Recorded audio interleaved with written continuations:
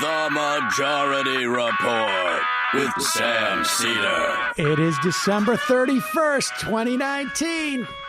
I'm Sam Cedar. This is the five-time award-winning Majority Report.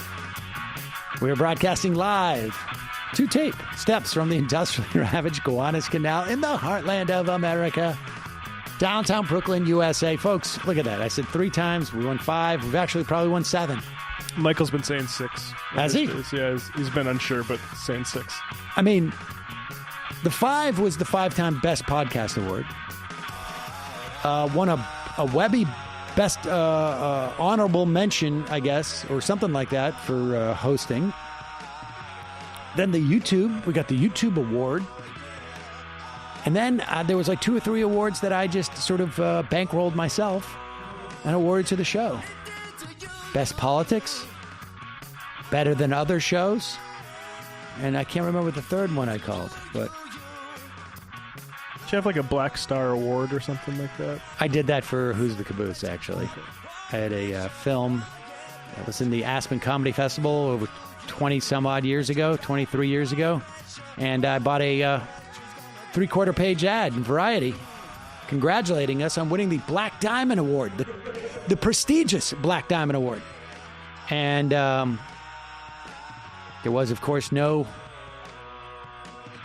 Black Diamond Award, prestigious or otherwise, but I got a lot of feedback from people congratulating me on that very award. Sounds important. It was prestigious. So, folks, you're listening to the very prestigious Majority Report, and I want to wish you a very dignified and prestigious Happy New Year. I don't know if you're aware of this, but tonight is New Year's Eve. And tomorrow will be 2020. So let this podcast today tide you over for the rest of the year, as it were. Who is it? It's Astra Taylor, author, documentary filmmaker, on her book, Democracy May Not Exist, but we'll miss it when it's gone. A lot of people wrote us about including this one in the best of during our vacation, so you hopefully will enjoy. We also have a bunch of fun half stuff afterwards. We're giving it away free because we want to entice you to become members of the show. Go to jointhemajorityreport.com and sign up to become a member. It is your support that makes this show possible. And I want to just take this time. I mean, look, end of the year, I don't know why one will get sentimental, but I want to thank everybody who listens to this show, watches this show, emails this show, has become a member of the show, whatever it is. I can't thank you enough for giving me the opportunity, and I know everyone here feels the same way about having the opportunity to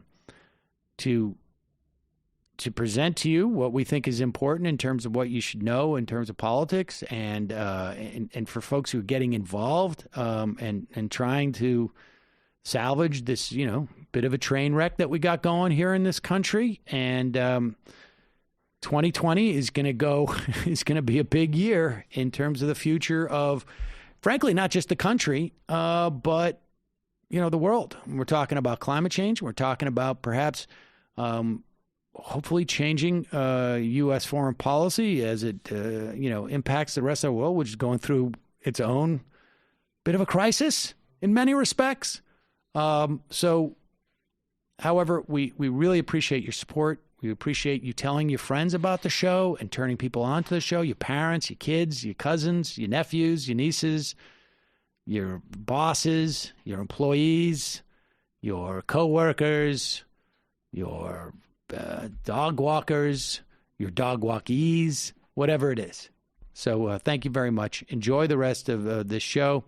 We got fun half stuff for you. And shout out to Brendan and Matt, and Michael and Jamie, David, who's been helping us out, and Dorsey and Lucy and Gary and Kelly and Jacob. Have I missed anybody? And my sister Julie, who's helping us out. Everybody who's contributed to this show this year by calling in or emailing or tweeting or Instagramming or Facebooking or Twitching or YouTubing Oh my God, see you in 2020. Meanwhile, here's Astra Taylor.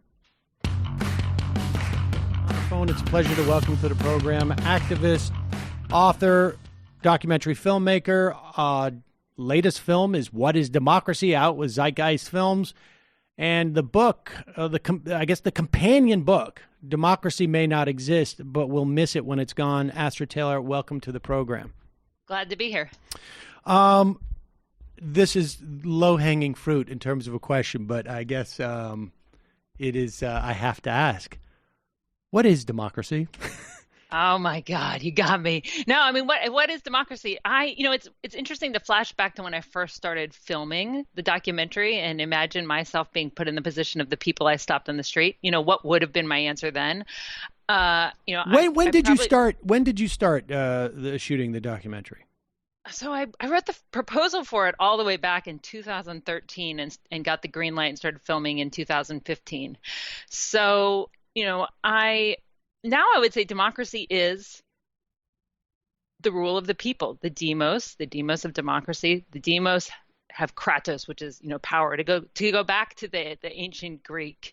And of course the Greeks didn't invent the process of democracy, but they gave us that word. And I think it's a powerful word, this idea that the people rule. I also like Aristotle's definition, which is democracy is ruled by the poor, because the poor are always more numerous than the rich, right?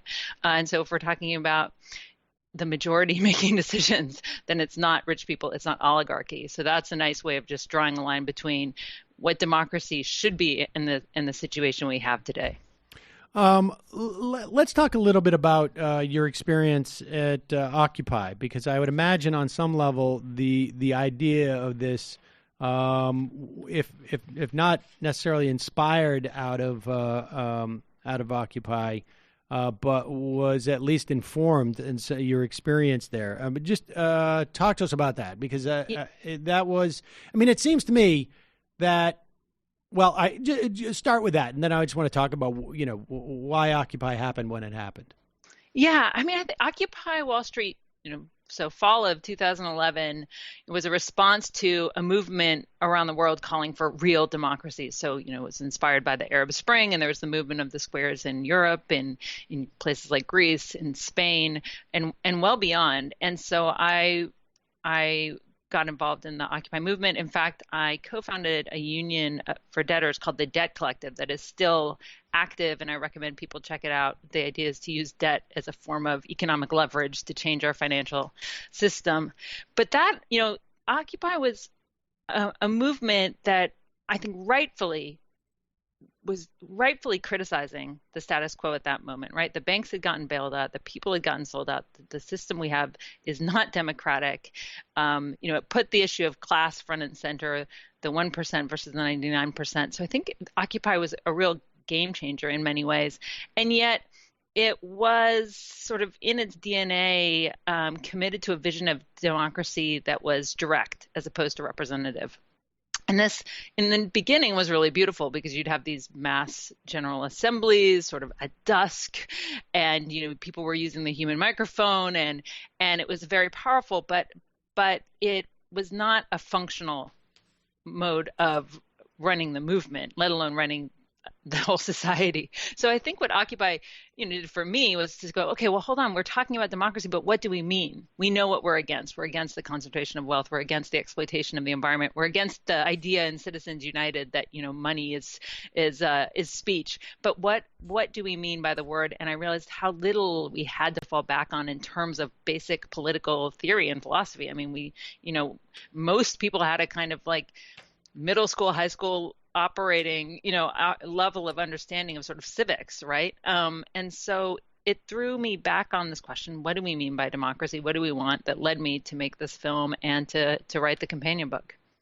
When we talk about it as being, a democracy as being ruled by the people, my experience, I guess my sense of what was happening at Occupy at the time was that, all of these type of these type of events, or not events, but just sort of like this phenomenon, have like a half-life, and on some level that half-life I think was sped up, frankly, by Michael Bloomberg and maybe some coordination across the country of tactics. But be that as it may, part of the problem was, on some level, was sort of like it was very difficult to deal. I mean, I remember going down there and having friends tell me, like, we're having real problem with this committee or that committee because it's being dominated by two or three people, which was ironic, right? That it's that democratic, but there ends up being people who sort of, I don't know, take more of the slice of democracy in that moment, and it's just a different type of currency. How? Go ahead. No, I like your phrase, the half-life. I mean, to me, I went down to Occupy, in the first day and hung around those early weeks, and I thought, okay, this is going to burn itself out, right? This has a sort of inner clock that's going to reach its end. So I'm very surprised that we're talking about it today, years after the fact. But there was something in that commitment to direct democracy and to democracy by consensus. There was a fatal flaw, which you just put your finger on, which is when you're operating by consensus, then a small number of people can veto. They have incredible veto power. And so what seems like it's going to be, utopian and democratic actually turns into its opposite, because it becomes a sort of dictatorship of the grumpy few, or maybe people who are there to derail things purposefully. So, what I took away from that, so the book is set up as an investigation into the contradictions or tensions that I think are at the heart of democracy. And, so the entire book is very much attuned to the question of economics, the fact that we live in a situation with intense concentration of wealth, and attention to the fact that capitalism is, I would say, inherently undemocratic in the sense that it concentrates wealth, it concentrates power, it concentrates ownership, right? So then how can you have people ruling themselves as equals? But with that, so that's a sort of thread through the whole book. But each chapter is about a paradox. So one of them is the tension between consensus and conflict, right? Like, when do we aim for a total agreement in a group, or when do we just say, okay, our differences are irreconcilable and we're going to have to fight it out?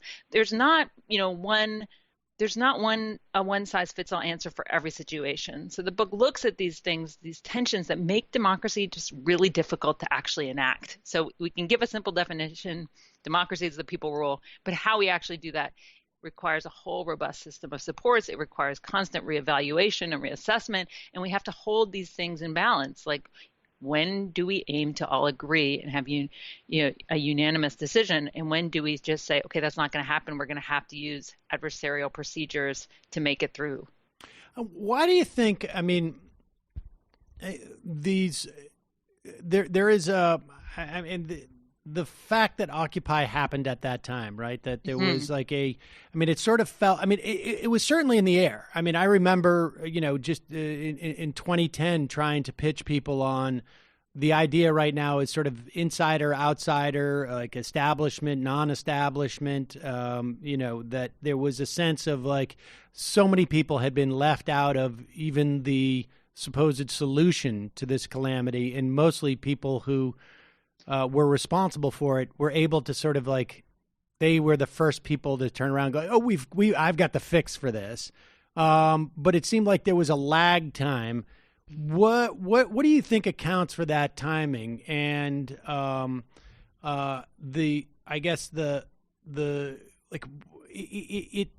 there was a lot of things happening in that fall. Was it that people were getting inspired by each other, or what? Yeah, I mean, there was a lag time. When I hear you say there was a lag time, I'm thinking there's a lag time in terms of responding to the financial crisis. I mean, I think we're still living in the aftermath of 2008, 2009, and so for me, Occupy was, on the one hand, it was like totally necessary in the sense that in those years immediately after the banking sector implodes, exactly as you say, the people there to put it back together again are the people responsible for it, and they're getting these massive bonuses. And then the folks agitating in the streets are the Tea Party, right? And that just was so ridiculous, egregious. And so, people had been feeling the squeeze. They'd been feeling, an economic pinch, right? We had been we all know that since the 70s, wages have stagnated. We've been covering up for that stagnation with, easy access to credit, so people were deeply indebted. And so I think on some level it's like, okay, something like Occupy had to happen, but I think it needed that global context of all these other movements in order to sort of motivate people to take this step that seemed kind of ridiculous, which is like, okay, let's all go hang out in a park, which, is not it's not a strategy that can transform the system, but was a strategy that got attention, and I think did, it's kind of a cliche to say it, but change the conversation. I think the question is, what people need to do once that conversation has shifted, right? So that's sort of the problem of democracy that we're in now, which is, how do you actually build power for the people? How do you transform democracy? And what I say in the introduction of the book is, the challenge of the late 19th and 20th centuries the challenge of democracy was extending the franchise and franchising all of these people, all these populations who had been excluded by formal democracy. I think the challenge for our time is extending democracy beyond that limited political sphere into other arenas of our lives, democratizing the economy above all. And that is a strategic challenge that, something like Occupy was pointing towards the need for that, but didn't have the tactics or the strategy to actually do it. Yeah. Do you think there? I mean, and then I want to move forward from this too, but because the whole phenomena I think is interesting. Do you think that there is a set of strategy and tactics out there that Occupy could have grown into, or had adopted, that would have had a different historical arc? I mean, I've asked myself this many, many times, particularly, or was that simply like that had to happen, it had to end, and then you have people like yourself who go out into the debt collective, but it also turned into sort of like, I think you could find a lot of people who are involved in Occupy in DSA groups around the country. Yeah. Bernie Sanders, I think 2016 campaign doesn't happen if it was not for what Occupy injected into the bloodstream. I mean, I think there's a myriad of things like that where sort of the fallout creates all different types of movements, as it were.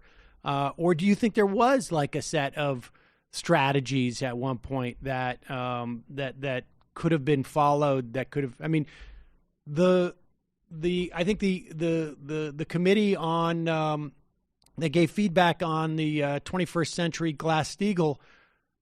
People consider that document on what to do with the banks to be the most comprehensive and prepared document that came in, period, from anywhere. Yeah. And so, how would you answer that question? I basically agree with your summary of that. It kind of had to go the way it did, because I think there were lots of us who were involved in Occupy, essentially not because we totally agreed with its anarchist tactics, but because it was the thing addressing the economic crisis, right? So you don't get to just pull the perfect movement out of your purse, right? You have to go where the people are. I at the time wished there was a kind of speedier evolution, and I think there were these signs. The Occupy the SEC group who did the Volcker letter, I think that's what you're referring to. Other groups that were focused on foreclosures and home evictions, I thought those were really promising. But there was definitely a resistance to making demands of the state, to like collaborating with unions. And so I think there's a big shift right now, and you put your finger on it. The people who have gone into the Bernie campaign, who've gone into DSA, in a way, the work we're doing with the debt collective, we're saying, okay, we have to make demands. We have to make demands of the state. We have to make demands of our financial institutions. We have to not just be ungovernable, but actually to try to govern, to remake the machine that's running over all of us, right? To not only just be the resistance, right, but to try to be a real force in this world. And I think it's a tough process because the left was so obliterated. I mean, that's why I was sympathetic to Occupy. There weren't organizations for young people to join, to learn how to do the hard work of organizing. Unions are weak in this country, right? So people don't have that tradition to fall back on. So I'm happy that we are that protest energy hasn't totally dissipated, and that it does seem like people are learning from the sort of problems of Occupy, and hopefully, the thing is now we'll just have new problems to contend with because they never go away. All right, one last question about Occupy, just because I'm sort of fascinated. But like when I think back in 2011, and we actually took the show down there, I think on the the first Monday, maybe, which was after the weekend, and maybe it was raining, or maybe it was the first Friday, and we couldn't do it because it was raining. But we were back down there, and as far as I can tell, even then, which is only now 8 years ago, people were not. There was not a lot of talk necessarily. I mean, there was some talk of anarchists there a little bit, yep, but not hugely. And but there was not even a lot of talk about like socialists, and just in terms of socialism and how it has become an identifier that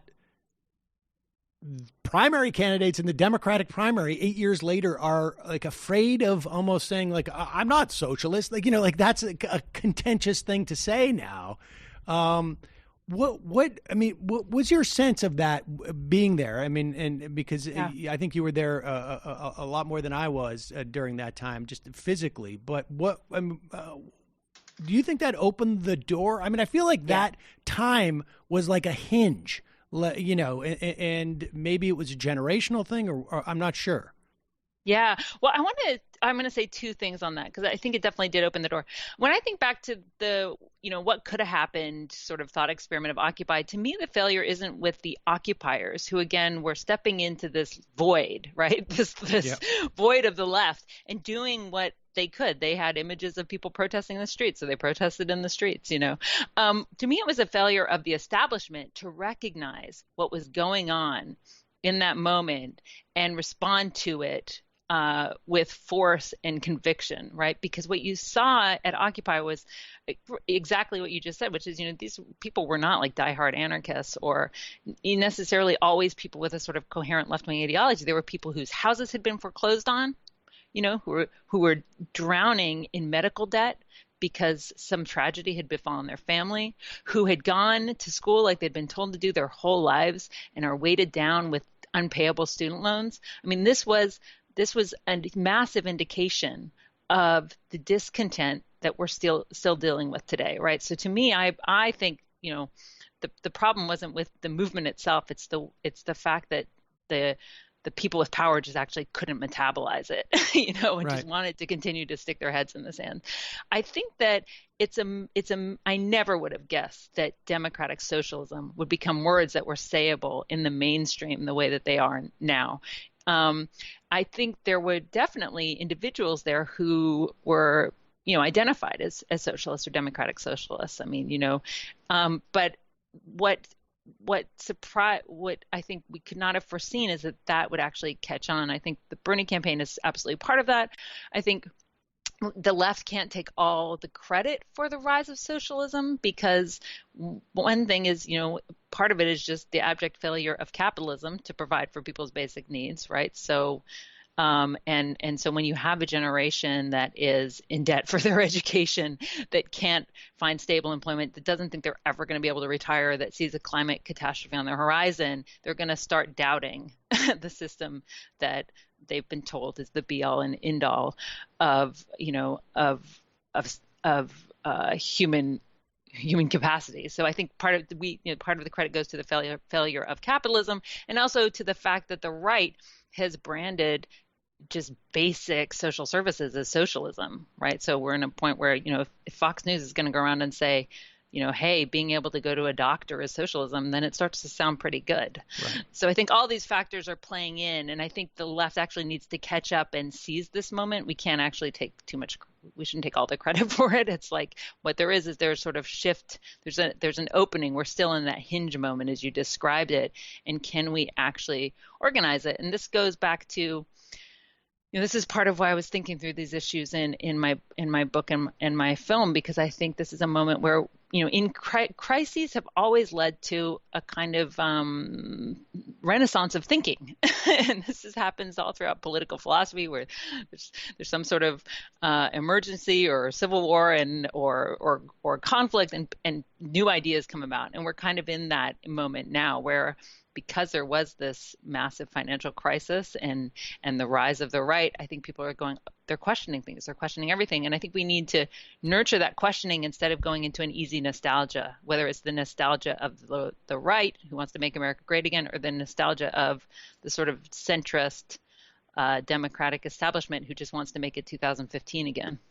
Moving, I guess, forward, at least through your book to a certain extent, I'm sort of interested in this sort of and you set up these different dynamics, like you said, the tension between expertise and mass opinion, and you write about the anti-tax revolt in California, which ended up with Proposition 13, and then as a kid, I remember when this was adopted by Massachusetts, like 3 or 4 years later, and just 1 year went to school and half the stuff was gone.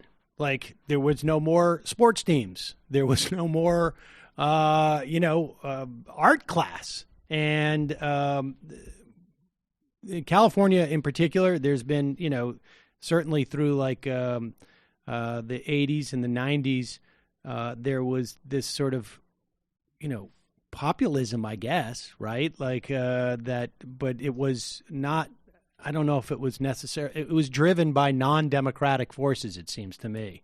But where do you get that sort of like, talk a little bit about that tension between the sort of the expertise and the sort of mass opinion, which can be manipulable, I guess. Yeah. I mean, I think this is one of those tensions, again, we can't resolve. I mean, the one reason critics have always feared democracy, sort of elite critics, is that democracy, there's no barrier to entry.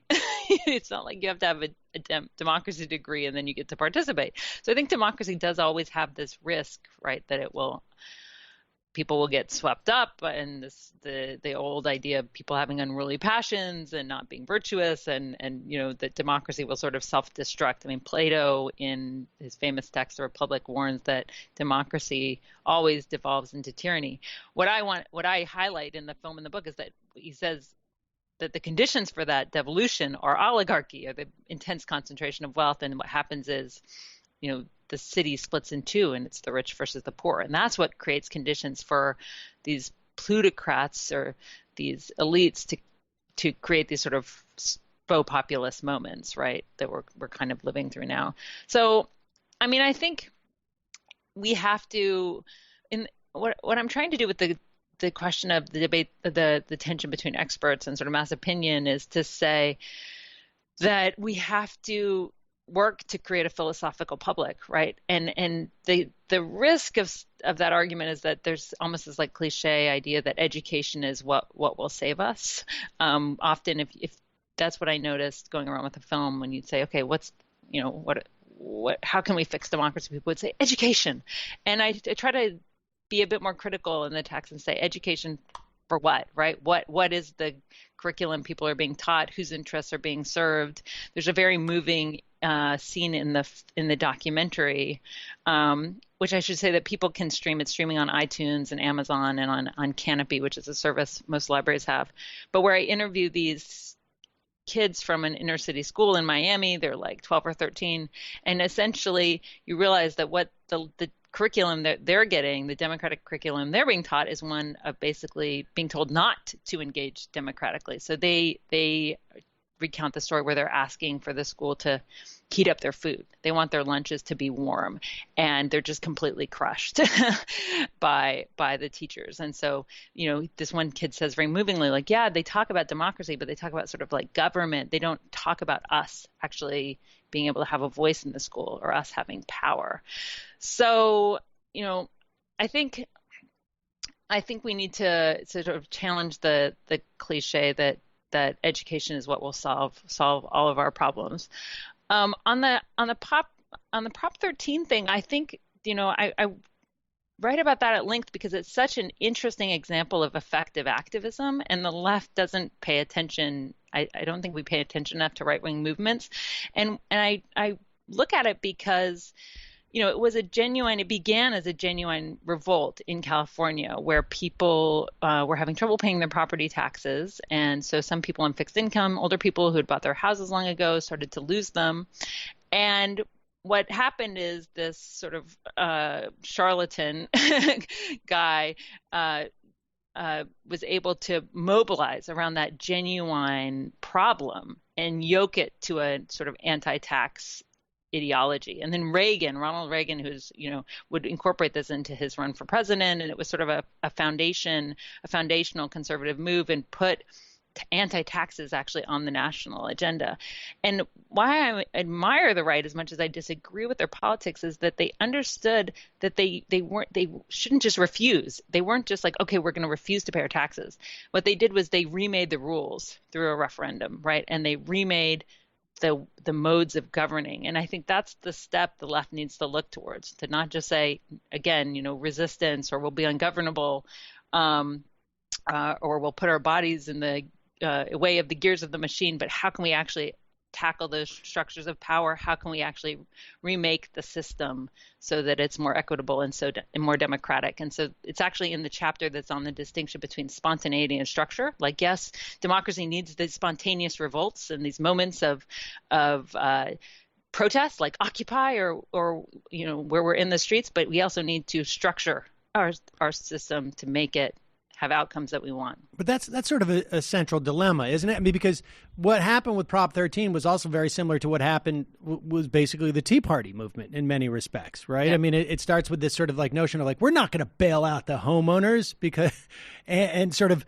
this energy that's out there, right? This maybe what is a legitimate anger is just subtly channeled, but the subtle channeling happens because there's someone with a tremendous amount of money who's basically like looking at this fertile, piece of property and just sort of saying like, I'm going to seed over there and I'm going to seed over there. And then stuff grows there as opposed to where they don't seed with money. And there's no one on the left. There's not an analog on the left for that, where like, okay, we have all this energy. We're going to make it completely, it's going to be decentralized, the decision-making on as to, that structure. It seems to me that money, what it ends up doing is it creates a structure without imposing one, and it allows a sort of central authority to sort of create that without it make it seem like it is being created, because it's just a matter of like, oh, well, people are going to, migrate to where the resources are. And that's where things are going to bloom, the areas that are getting watered, essentially. Yeah, I mean, both of those things, those movements are definitely related, the tax revolts of the late 70s and 80s and the Tea Party. And it's true, like, we can't dismiss both of them as totally just nothing but AstroTurf. There was a genuine, there was a genuine component. And then you're absolutely right. Institutionalized money, or conservative think tanks and operatives were able to latch on and take that discontent and harness it to their goals, which is to dismantle the state. And they got a big return on investment, right? Because if you decimate taxes, that's money in your pocket. And so I think the left has more difficult conditions to grapple with on two fronts. One, we don't get that same return on investment, right? Because we're not companies just looking to lower our bills and get more money into our coffers. But I think we are trying to push the state to actually deliver social services. And so the right is just, gets to be nihilistic because they just want the state to shrink down to, to the point they can drown it in the bathtub, whereas we want the state to actually do good. So, we have a tougher road, but I do think that something like the tax revolt's instructive because there could have been different solutions offered to those homeowners in need. For example, could it have been that if you were on a fixed income, the law just said, okay, your property taxes actually your property taxes hold tight, but a company's property taxes are going to go up, right? Instead of treating every entity like it's the same as the law currently does. Could we have started a conversation about why our homes, the places we live, have to be speculative investments that we hope will rise in value, right? So why, that is part of the pathology of the American way, is that our house is our asset. I mean, and that led to the financial crisis of 2008, right? So why not talk about homes that are actually made for their use value to live in, as opposed to being an asset that appreciates? So decommodifying housing, social housing.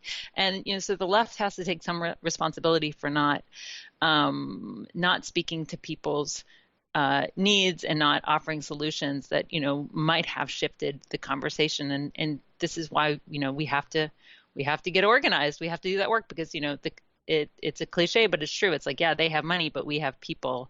And the right has always feared that since the beginning of democracy, and they still do, which is why they're always trying to sort of rejig the rules and mitigate the power of numbers. So we have to do the hard work of democracy. It's not an easy thing, and writing this book convinced me of that even more.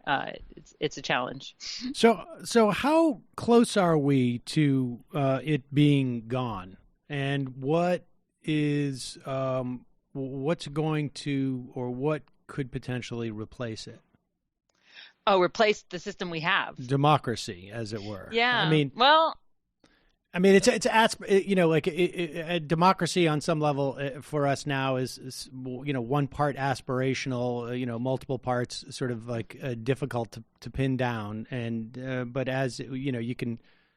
It when it's leaving, I guess. Yeah, well, that's why I tried to get with the title, right? So the title of the book is Democracy May Not Exist, but we'll miss it when it's gone. To get to that sort of, to capture my own ambivalence, the fact that the system we live in is so far from what I believe a democracy is. And lots of studies bear this out, right? That regular people have almost no say over the policies that govern us. And yet we know when it's being taken away. We know when things are moving backwards. I mean, just look at the news around abortion in the last few weeks. I mean, it's like devastating to witness. I think that I know we're in a state of emergency, and I've been talking about how we need to get organized, and I do as much organizing as I can through my work with the Debt Collective and through being involved in electoral politics. But I also think we need to stop and think, right? And to actually reflect on this word that we hear all around us, that is invoked by people who are anything but democratic. And that's why, I made the movie and wrote this book. It's like, I think if we are going to have a chance of fighting for democracy, revitalizing it, evolving it, expanding it beyond the limited political sphere into these other areas of our lives, then we have to think about what the word means. What does democracy mean?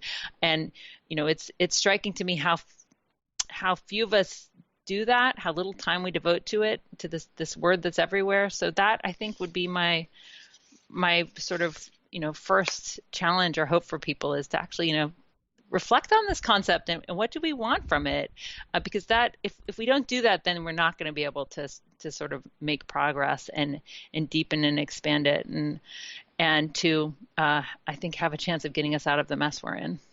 Astra Taylor, the book is Democracy May Not Exist, but we'll miss it when it's gone, and the film is What is Democracy? Thanks so much for your time today. We'll put a link to both those at majority.fm. Really appreciate it. Hey, thanks for having me.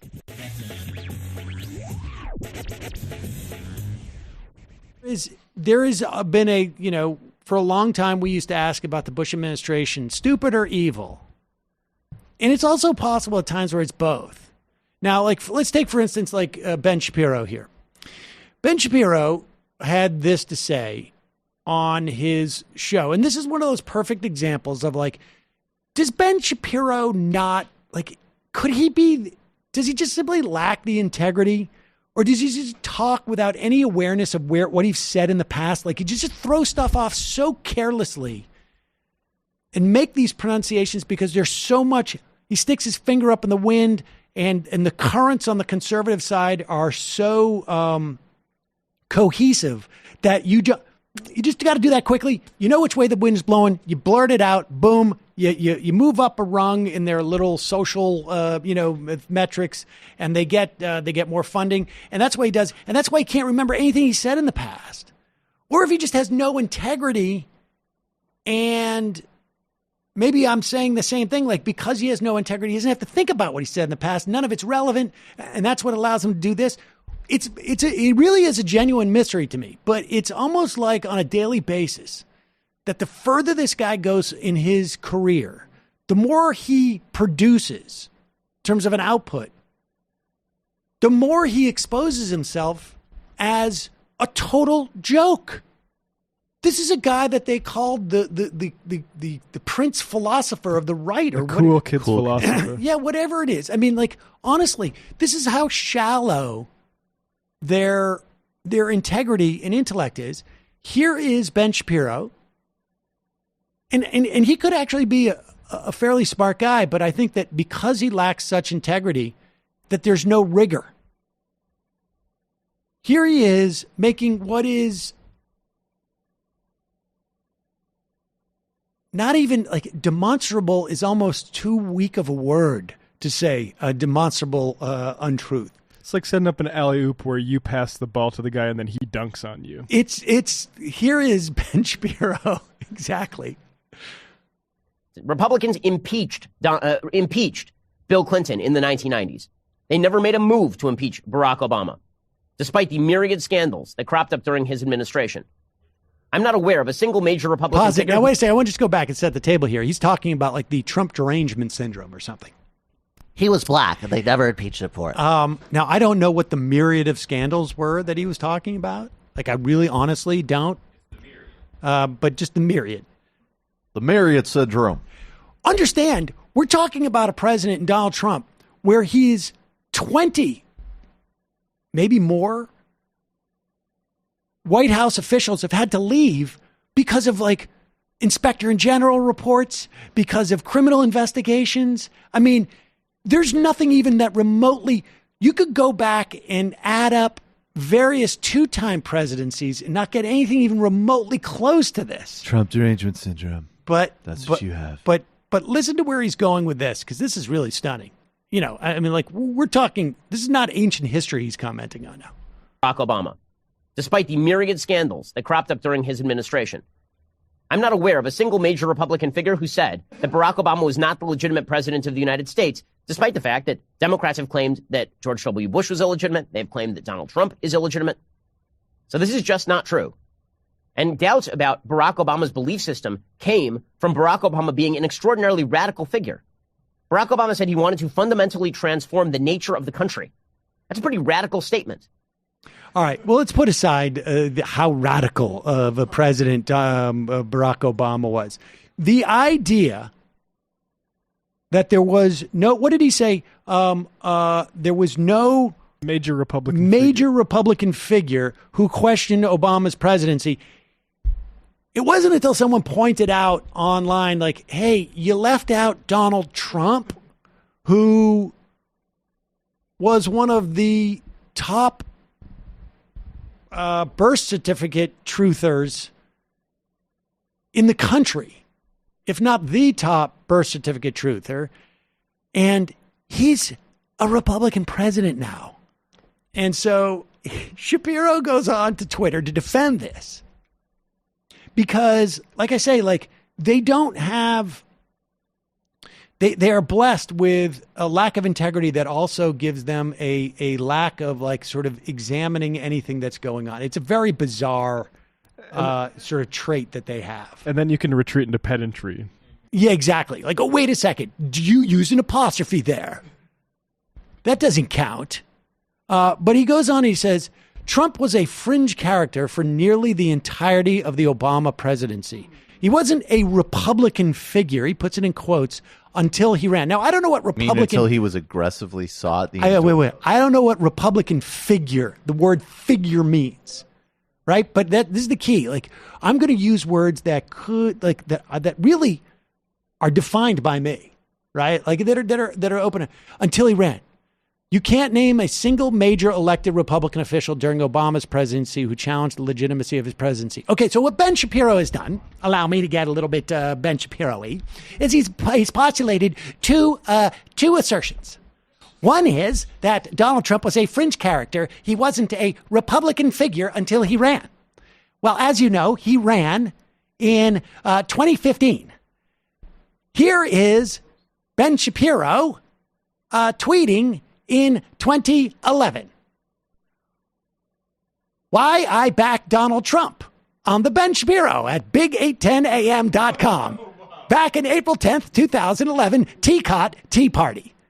That is a tweet of Ben Shapiro's talking about his radio show, why he backs Donald Trump in the 2012 presidency. Undeclared Donald Trump, who was not even a Republican figure. Now, by figure, I meant like someone who weighed over a certain, I don't know what the figure means, but he clearly was enough of a Republican figure that Ben Shapiro would dedicate an episode of his show to backing him. But maybe that's just a one-off. Oh, except for 2 days later, The Magic of Donald Trump, written by Ben Shapiro in Town Hall.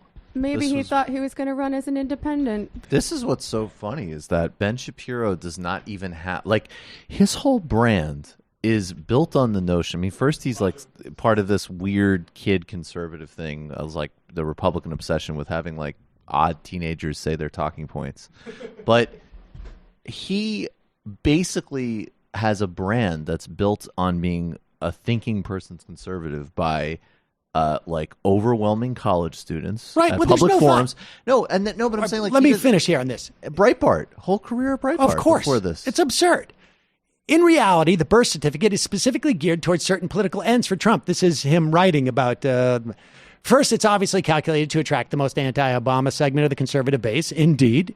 And is already conceded if primary polling is any indicator. Second, it's designed to force Obama into defending his character. Trump has already suggested that at his best, Obama refuses to come clean to the American people.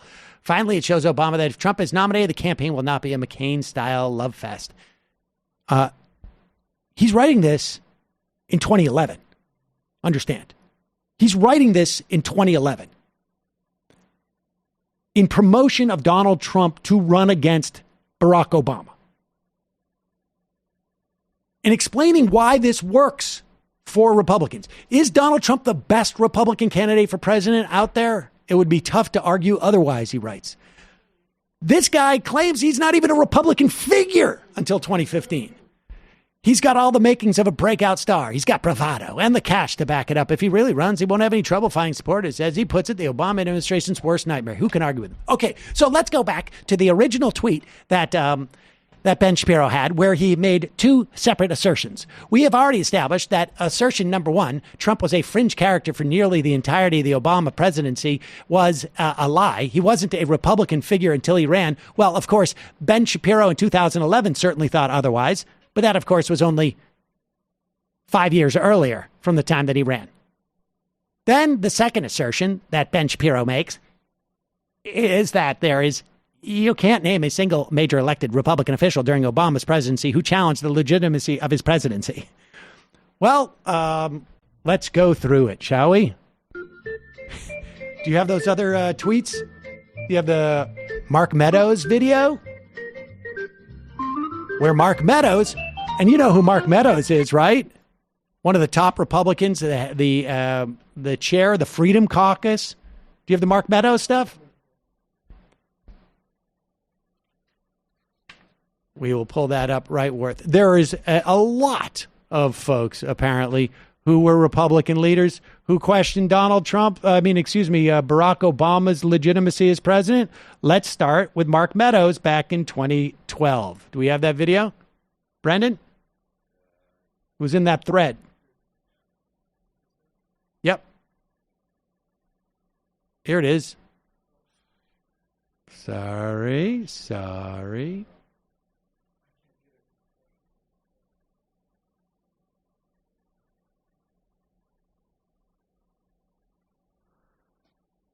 He's also moving the goalposts, right, to try to define Trump out of being a Republican figure.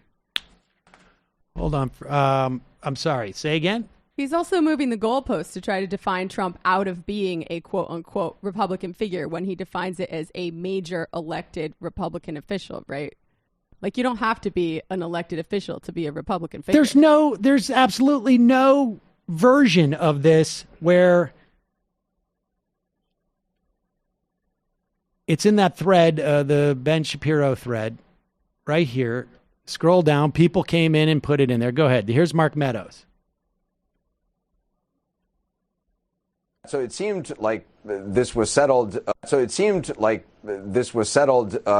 the meeting. What are you learning now? Yeah, Anderson, certainly some new scrutiny over things that Mark Meadows has said in the past. This is first and foremost something that he said 7 years ago back in 2012 about then President Barack Obama. It was something at the time that was quite controversial, and it was reported on by many outlets. But certainly given that very emotional back and forth and high profile back and forth at the Cohen hearing today, it certainly is getting a fresh look today. Here's first what Mark Meadows said back in 2012. What we're going to do is take back our country. 2012 is the time that we're going to send Mr. Obama home to Kenya or wherever it is. We're going to do it. We also had multiple U.S. senators question Barack Obama's legitimacy as president. I'm trying to find this thing now. I can't find it in the goddamn notes. We had Shelby from Alabama, Mark Meadows. There were dozens of these people who had done it. So number two on his assertion is also wrong.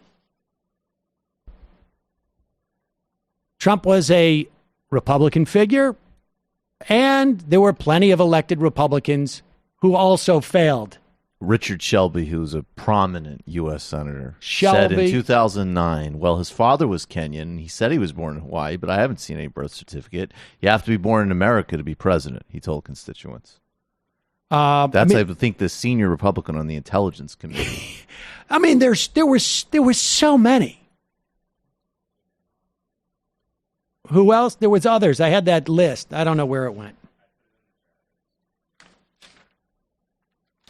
Where is it? Here we go. I can't see it.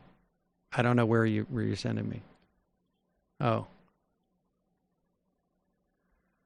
All right. I can't get at it. I can't see where. Oh, here we go. Jim Mark Meadows, Marsha Blackburn, Louis Gohmert, Blake Farenthold, Tom Coburn, James Inhofe, Jason Chaffetz, Sarah Palin, Michael Burgess, Alan West. Half those people ran for president as a Republican.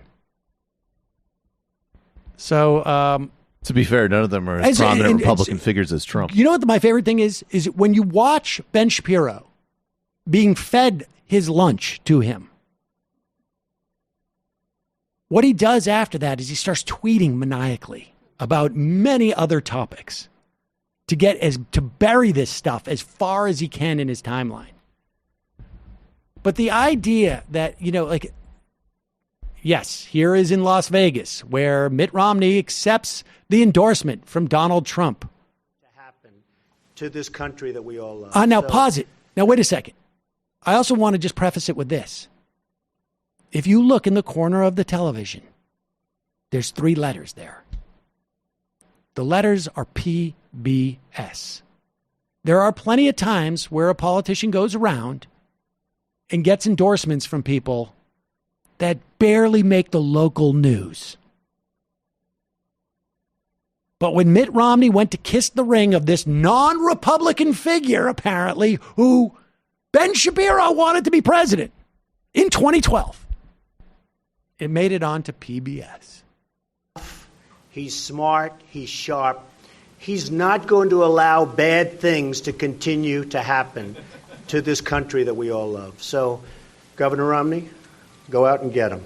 You can do it. Oh, there's a nice hand pull there. Yeah, I noticed that too. There are some things that you just can't imagine happening in your life. This is one of them. Being in Donald Trump's magnificent hotel and having his endorsement is a delight.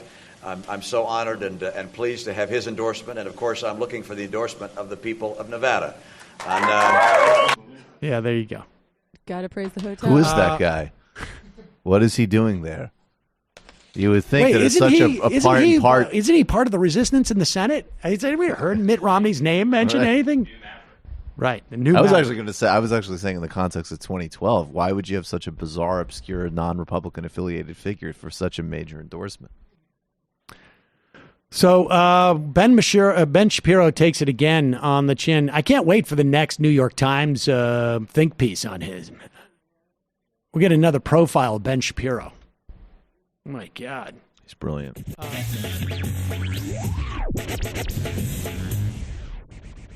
Speaking of people who are detached in some way from both reality and also in their pursuit of money or celebrity or attention or whatever it is.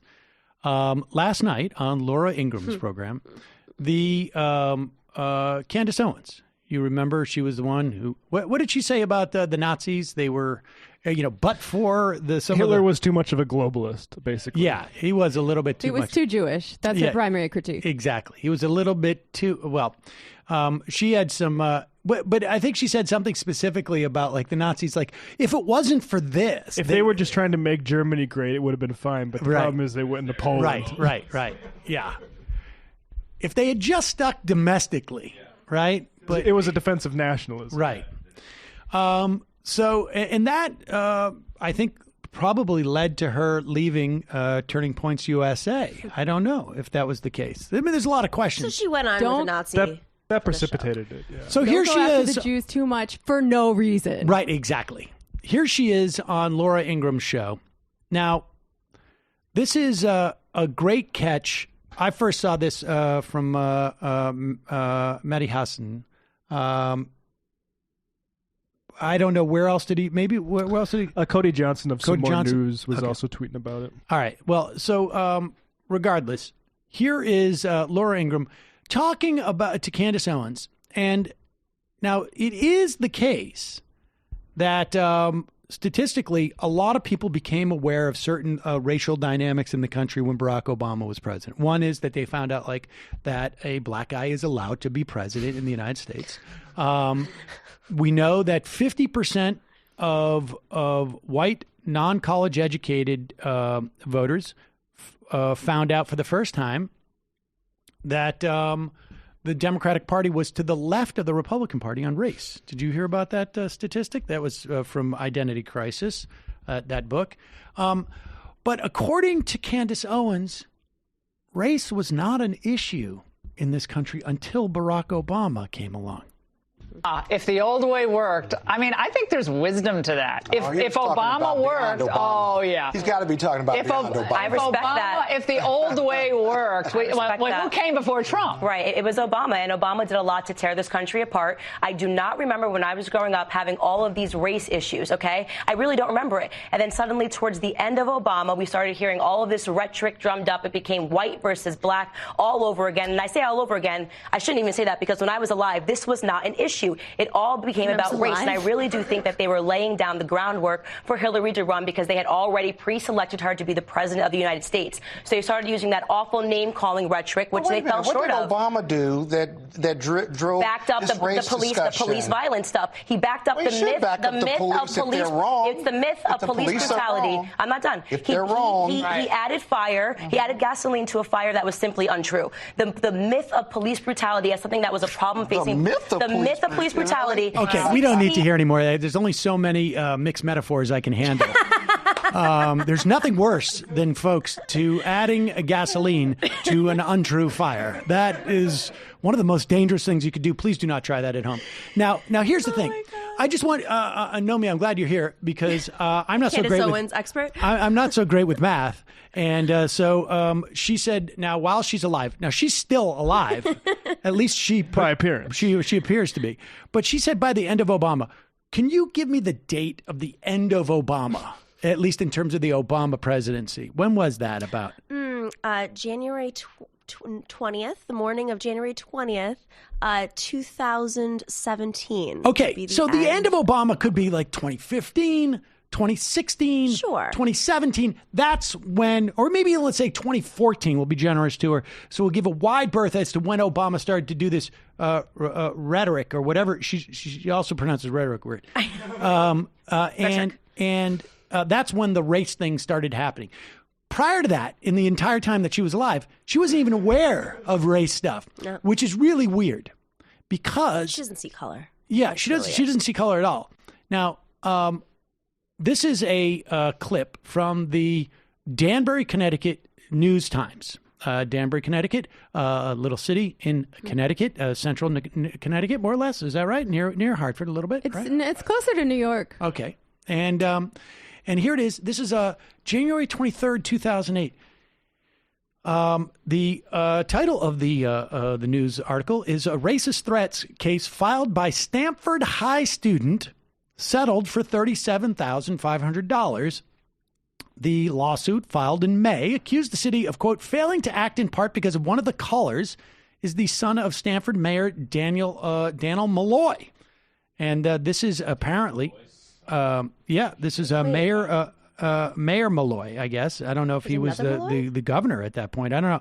The exact amount of the Board of Education paid the family of Candace Owens, now an 18-year-old Stanford High graduate, was made public yesterday after the advocate filed a Freedom of Information request last week.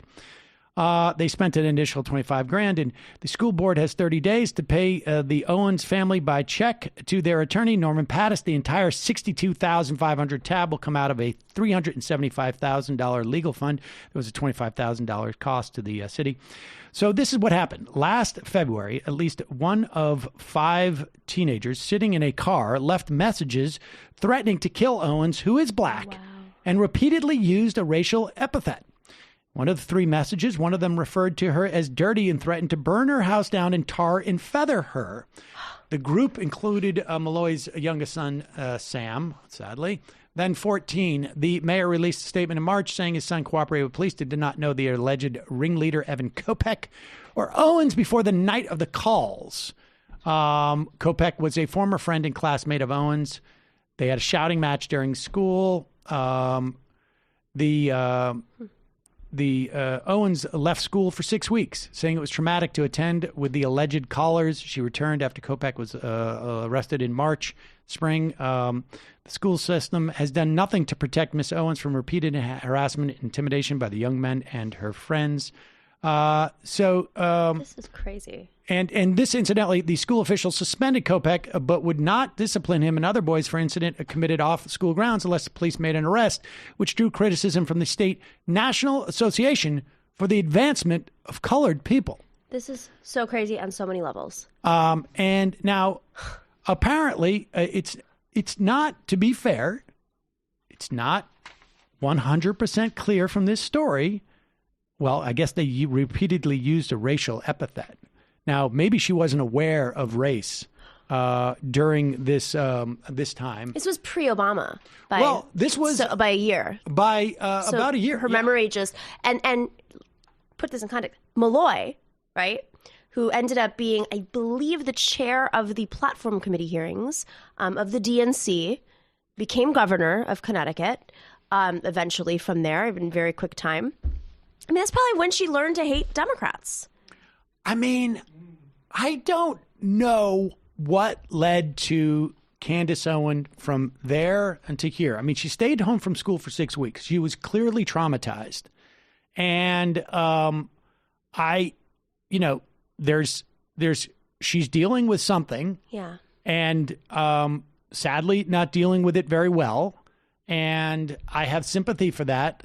But my edict is always, I judge you if you're a public figure based upon what you put out in the public. And what she's putting out is pretty toxic and it's garbage. But it takes either a tremendous amount of emotional and intellectual dysfunction to do what she's done, or just a tremendous lack of integrity.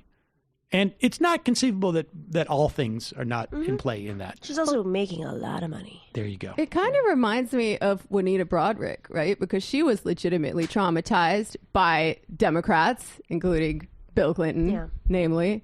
And I can totally understand why she hates the Clintons and hates the Democrats. I don't understand why she would then decide that Trump is good.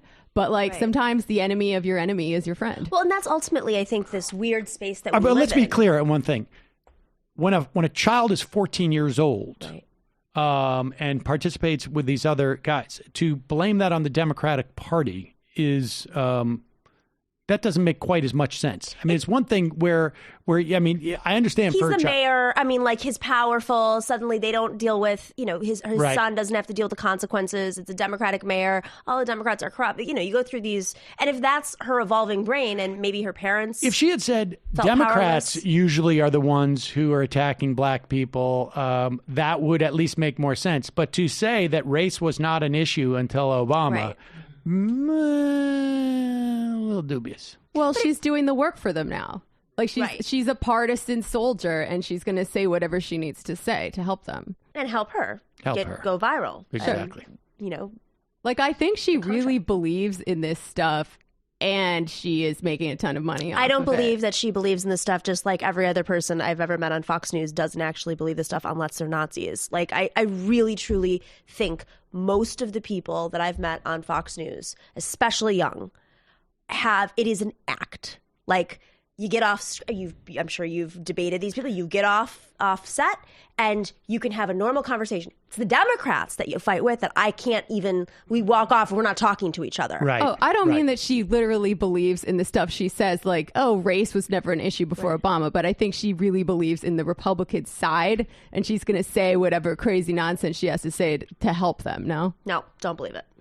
100% don't believe it. I think she that they just probably don't thinks that politics are irrelevant, Yeah. and that's the way that you can making enter money. into this. I mean, I remember talking to I think it was Larry Elder in the 2004 DNC, and Janine Garofalo and I were there. We had been doing this for four or 5 months, maybe.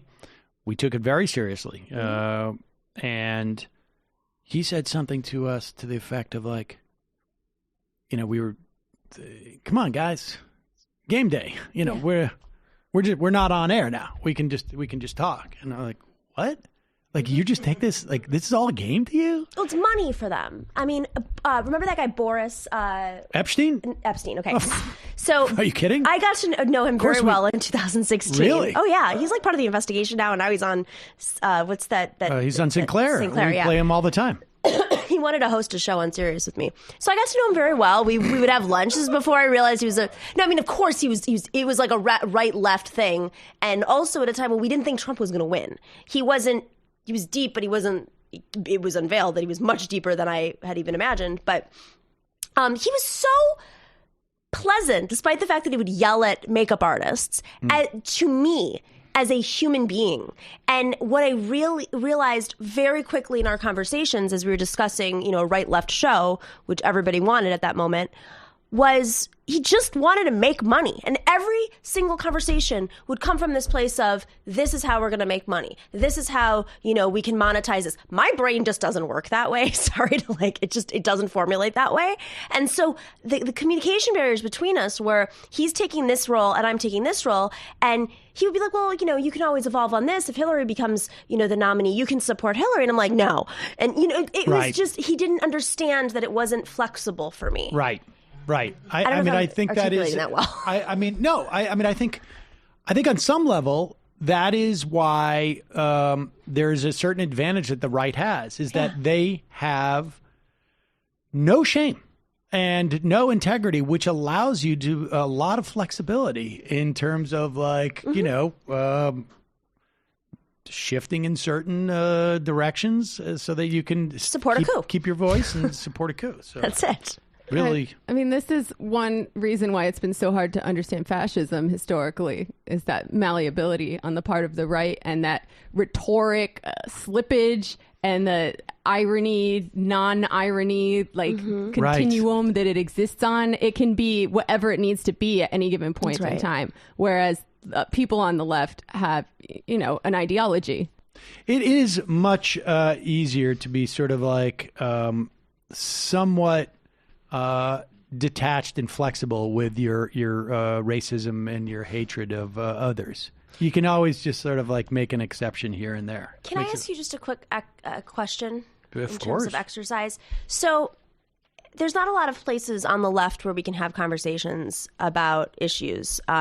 Definitely not on cable news. You're very rarely invited on at this point. Mm-hmm. And Fox and the right wing, you are often given a space to be a little bit more open with your beliefs. And if you choose to use that, like take a clip from Fox News and make it go viral or make fun of, the right wing or whatever it is, you can use it to your advantage, but they're using you. I mean, where's the line there? Like Candace Owens is using media for her career and shifting her beliefs. But when the left goes on the right, this is a real, what is the line? Like, because there's no space, this is because we're talking about Juanita Broaddrick, and I'm thinking, how do you get to that point? So you're saying when you go on to Fox, are you helping Fox more than are you helping Fox because in some ways it also promotes yourself versus like sort of, I don't know, waging a good fight? Is that the question? Sort of, but also it's a slippery slope. Like, so, I believe that, there are plenty of people in America who've not been spoken to by the left, and Fox has a monopoly on much of America. And so you need to get that message out there, a populist message, even if you have to creep it in. But there are many people who think that, like, just don't go on. Right. Because they're making money off of you, and maybe they don't understand the complexities of Fox, but, like, ultimately they're making money off of you. Also true. But then you look at someone like Juanita Broaddrick, who no one in the mainstream media would cover. And many others, like even the Jeffrey Epstein story, right? Nobody would cover this. They would hide it. And the only space you can go on to release that is maybe right-wing media. And that is how someone like Juanita Broaddrick, who's not a political professional, can maybe go slide into Donald Trump is the person who finally gave my story the space that it needs. Right. I'm not sure I know exactly what you're asking. I'm just saying, there are people like Juanita. There are plenty of people who aren't able to get their stories out, and so they use the right wing. And I don't know what Candace Owens, how she ended up sliding that way, but is that bad? Is that a bad thing for people to use a Fox News or what's the thing where the Epstein thing was leaked? I don't know that Juanita Broaddrick is doing anything. I don't think what she's doing is a political exercise in her mind. I think what she's doing is, she is seeking some semblance of her own personal justice. Mm-hmm. And I guess arguably, some broader sense of justice. But I mean, I'm not in a position to make that assessment. But I don't think she's operating on a completely different sort of set of ground rules than, let's say, someone like you or I, or like a political candidate. What about the woman who leaked, or we don't know who it is actually, that leaked the Epstein things to Project Veritas? Project Veritas is disgusting. It's a disgusting outlet, if we want to call it that. Most of what they publish is crap and set up. It doesn't reflect well on mainstream corporate media that people are feeling the need to go to the right. I suspect that the person the person from CBS who got fired, right, that had worked at ABC, I suspect that they are just right wing, and they saw this as a right, as a political. They saw it as political. Like, I think had they gone to a different outlet, they could have gone to TrueAnon, or they could have gone to like The Intercept, right? And it would have gotten, I think, a lot more coverage, frankly. So I just think that was a mistake. That was, someone was blinded by their own ideology and saw this in the context of an ideological thing where it wasn't.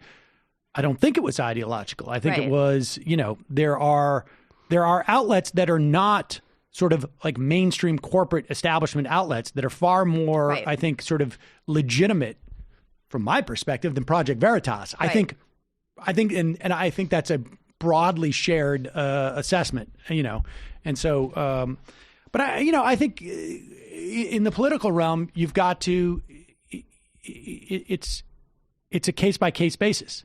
I think there are some people who should never go on Fox because they're going to get rolled. I think there are other people who like can go on Fox and maybe do a one-off, like your buddy Rutger Bregman. I thought that is, he was basically like, I'm taking a flyer. I'm going to do one and arsonist. And I think that's very effective. So I think you have to have a proper assessment of what you're going to bring to the moment. And also just, when you do go to the far right and you make an argument, there's a careful balance. It might be a very legitimate argument, but it can be completely ignored or dismissed by centrists because you're going on that platform. And I think that's the game that they have is, don't pay attention to Project Veritas in that clip because it's Project Veritas. Right. Well, frankly, it's like, we ran with that clip. But it is, first off, Project Veritas is not a reliable source. Right. And so we got to make sure that clip is real, and we would scrutinize it a lot more than we would have had The Intercept put it out, because I trust, when the editors of The Intercept get that type of material, I trust that they're going to vet it. Right. They have a track record of being an actual journalistic enterprise, whereas Project Veritas has a track record of being going to jail. And being a myth maker. So, that's the thing is all this is sort of has to be very contextualized, I think, in any specific moment.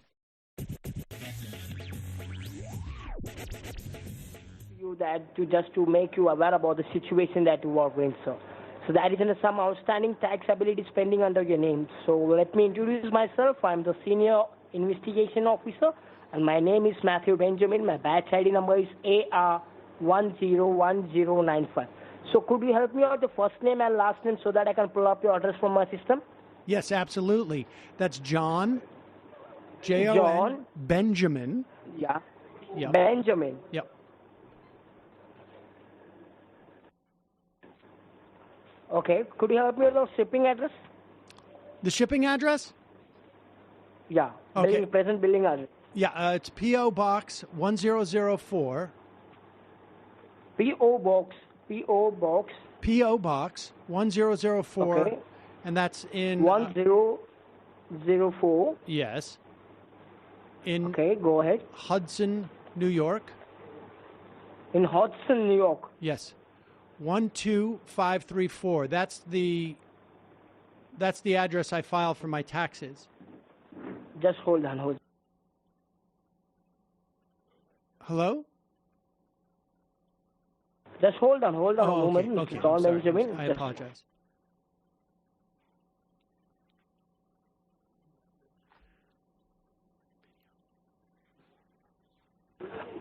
Okay, I will repeat your billing address, P.O. Box 1004 in Hudson. After that, what you said, could you please repeat for me once again? It is in Hudson, New York, and the zip code is what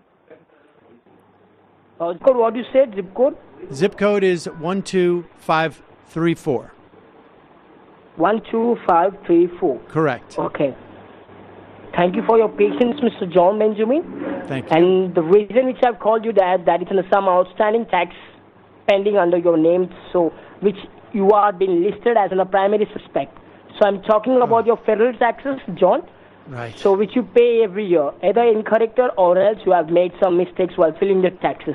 Right. So please grab a pen and paper handy with you so that I can say the case ID number, brief information about your case file. Okay. Your case ID number is C as in a Charlie, P as in a Peter. I'm CP 90. I'm sorry, CP. CP. Yeah. 90. 832. 832, of course.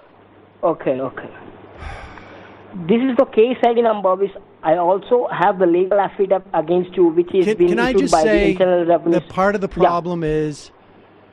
Yeah. Okay, so as you probably know, I am the voice on some major cartoons, and I recently switched to my accountant, and of course, I'm quite convinced.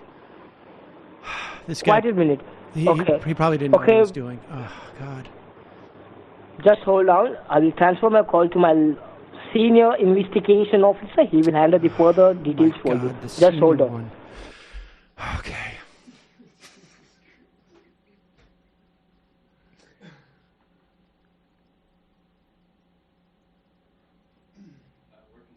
Yes, thank you for holding the line.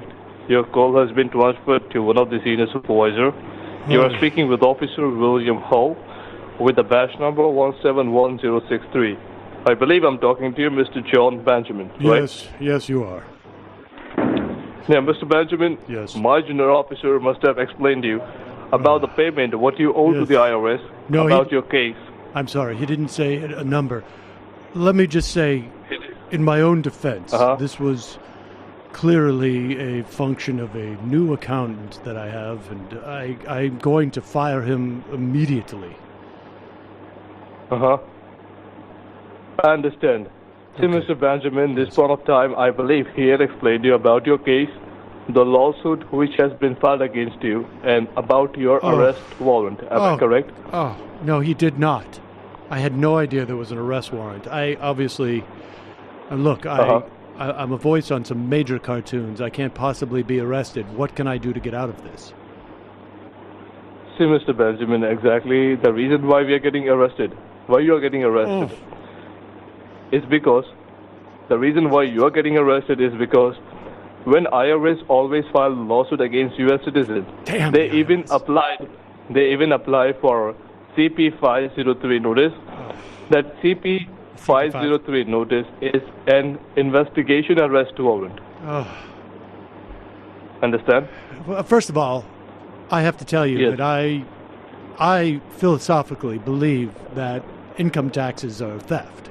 So I don't even subscribe to the notion that you have the right to tax me. But I understand I understand I have to comport to your laws. Right. So the total amount, what you owe to the IRS is $5,786. Well, that for me is virtually nothing. I mean, I'm extremely successful. All right. Yeah. I understand, Mr. Benjamin. Right. See, today itself, if IRS gave you a chance to resolve this case, would you be able to come up with this total amount today itself? Today? Do you need it today? Yes. Right. Well, of course. Cash? Would cash be okay? If you have a cash, we have no problem. But you have to make sure there are certain conditions. How would I get this to you? How would I get you the money? Mr. Benjamin, you are not going to send this money to me. You're going to pay this amount to the IRS at the IRS official website. Okay. All right. What's the website? About the payment Let me explain about the payment procedure that you have to follow. Let me just be clear, Let me just be clear. This will get the charges dropped if I pay the money. Exactly. Okay. Once the payment will be getting accepted by the IRS, that point of time, what the 4 charges has been pressed against you, that charges will be dropped down immediately. Okay. Do you know what a PDF files are? A PDF copies. A PDF file? Yes. Is this something I committed? PDF files, which you can download as a soft copy from the internet. Oh, I see. Okay, yes. So, what you have to once you make this payment to the IRS, there will be 3 pages. 1, the cancellation mistakes, what you have done under your tax paper. 1 will be that PDF file. 2nd will be the cancellation arrest warrant. 3rd will be the receipt. Of course. Yes, I understand. Now, the specific charges, this does not involve anything that happened with the vehicle that I had borrowed from my uncle. That has nothing to do with that. No, that's nothing to do with it. Okay, I just wanted to clarify that, because he was claiming that he was going to press charges, but he would not have done that with the IRS. Yes. Okay. Now, Mr. Benjamin, yes. In order to get this case resolved, there are certain conditions and there are certain protocols that you need to follow. The reason because IRS never accept payment over the phone call. Right, of course. What you have to do is you have to physically do this payment on your own. But as you have no idea what this payment can be done and how this payment can be done, right, I will explain you how you can do this payment. Okay. But while you're doing the procedure, I need to record everything, whatever is going on between you and the IRS. I see. So we can have an idea. This recording will be played inside the courthouse that we can show them. We told you about the payment procedure and you had followed. Now, hold on. You're going to be recording me? These lines are being getting recorded. Oh, gosh. You're talking with me on a federally monitored and recorded phone call. I just have to say, right now, I'm an acclaimed voice artist. I don't know if you're familiar with some of my work. Have you ever seen Archer? What is it? Well, it's on FX. It's a very popular show. Archer. So what is it? It's a cartoon. Okay. And Bob's Burgers. That's on Fox. Right. Now, of course, the man who plays Hugo is more or less the lead of the show, but I support him in many ways. You're talking about something that it is out of this case. All right. Oh, no, I'm I just don't have simply much saying activity. I'm a voice artist. If you're recording it, as long as it's not used for publication, because I am a member of a union, and I have contracts, and I don't want to violate those contracts. Hold on.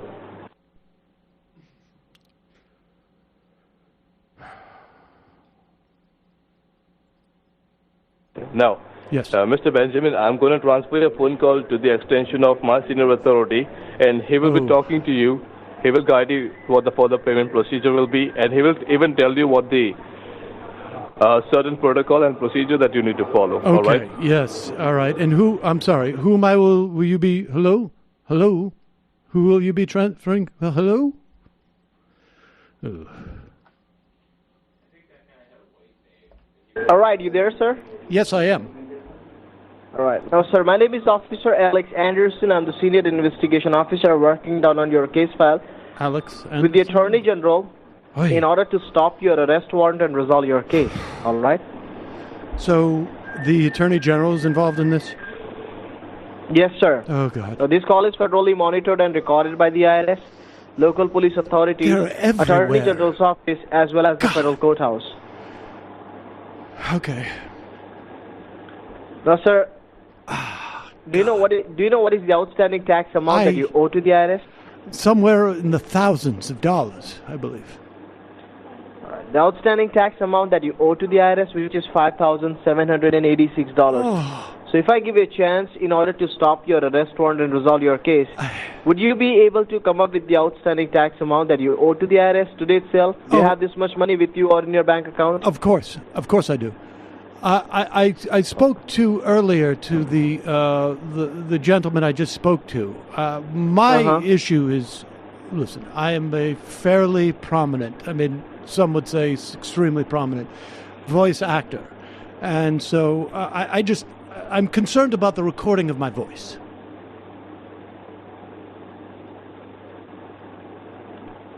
Well, this whole recording and this whole conversation is the only evidence you have as a proof of your settlement. Okay. All right. Well, then... Which is going to be going in your favor. Okay. Well, if it works in my favor, what do I need to do? This is the only evidence you have as a proof of your settlement. This whole recording and this whole conversation is the only evidence you have as a proof of your settlement. Should I be getting a lawyer? How long in prison? I'm going to be guiding you, sir. I'm going to be guiding you. I'm going to be telling you how we're going to be working out things. Now, where exactly you are, sir? You're at your work or you're at your home? Excuse me? Where exactly you are? You are at your work or you are at your home? Oh, well, I'm at work, of course. I mean, I'm in my office. All right. So you need to leave from your office. What I want you to do is I want you to grab a pen and paper with you, your driver's license, your debit card or credit card, which we're going to be using. Of course. And I want you to leave from your office and I want you to get in your car. Now, once you get in your car, all right, I'm gonna be forwarding this recording to the Attorney General's office so they can work on your case file. All right, in order to stop your arrest warrant, I'm gonna be guiding you the further instructions, the protocols and the conditions which you're gonna be following in order to stop your arrest warrant. Okay, wait. I don't have a car. am I? What if I can get a bike? No problem, sir. That will do. Okay. So I don't have to go far. No, you need to leave from your office first. Okay. And I want you to go near to your bike. I will tell you what you gotta be doing. Wait a second. How will you be able to talk to me if I'm not in my office? I believe I'm speaking to you on your cell phone. No, you're not. This is your office phone. Well, I called my office phone because I got the phone call from the Attorney General on my mobile phone, and I get very poor reception here. I'm very concerned. What is your mobile number? Oh God. It is 917-555-5555.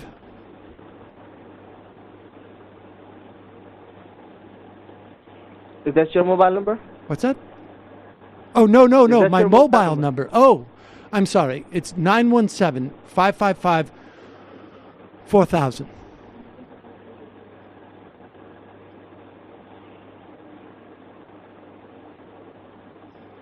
Are you sure this is your cell phone number? Let me just double check. This is, you can understand why I'm very disoriented right now.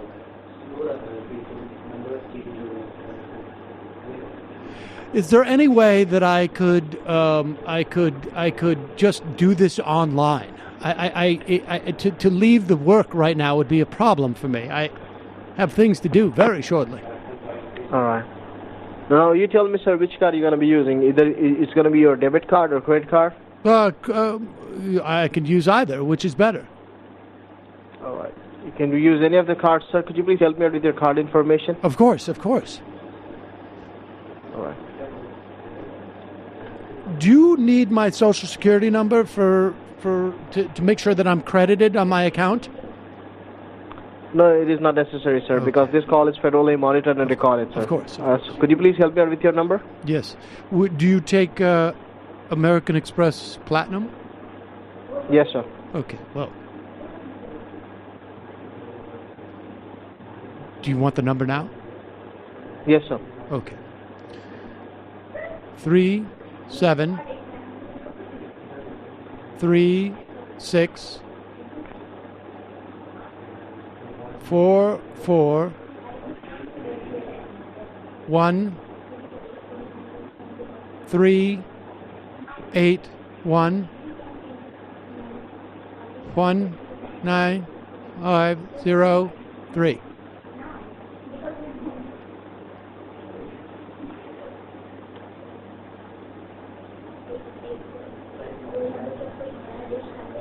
Hello? That's all? You wanted the credit card number, correct? Yes. Okay. Would you read it back to me? Could you please read it back to me, sir? Will you read it back to me? No, I did not make a note, so can you please read me the numbers one more time? Wait, did you get the numbers? No, I did not. Okay, do you want to read that back to me? I want you to read it back, sir, because I don't have the numbers. You didn't get the numbers? No. Hello? No, I did not, sir. Okay, do you want to read that back to me? Yeah, I want you to read it back, yeah. Okay, would you read that back to me? I don't have the numbers, sir. I want you to read that back to me. Hello? Did you get the numbers? No. Okay, would you read that back to me, please? I did not get the number. Hello? Okay, did you get my... is that credit card okay? I want you to read me the card numbers one more time. Yes, I just did. Would you read them back to me? I want you to read it back one more time. Okay. Do you want a different credit card? Yeah. Oh, a different... Okay, I will get you a different card. Is that card doesn't... Okay. Because I've had problems with that card. All right. Okay. Do you accept MasterCard? Yes, sir. Okay, this is not... There's no color associated with it. Okay, the number. 41 51 19 94 51 34 55 56.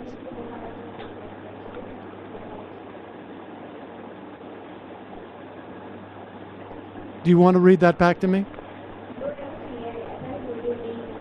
Just give me a moment. Did you get it? Sir, are you trying to fool around? No, sir. Because this card is not valid. What are you talking about? That card is valid. I have it right here in my hand. Will you read back the number? I don't think you're taking the number right.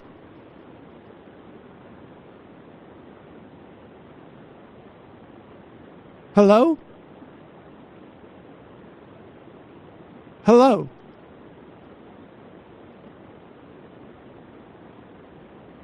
Hello?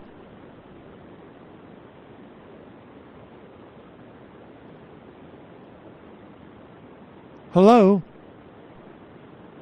Can I go back to the other person? Hello? Hello?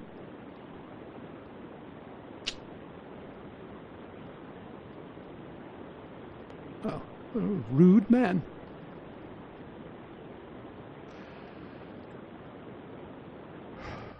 Well, this is part of the problem with the American government. I mean, clearly, the enforcement actions of the IRS are not very good. God. Alex Anderson. Shit. It might take all the strength I got to get to where I want, but I know somehow I'm gonna get there. I wasn't looking when I just got caught.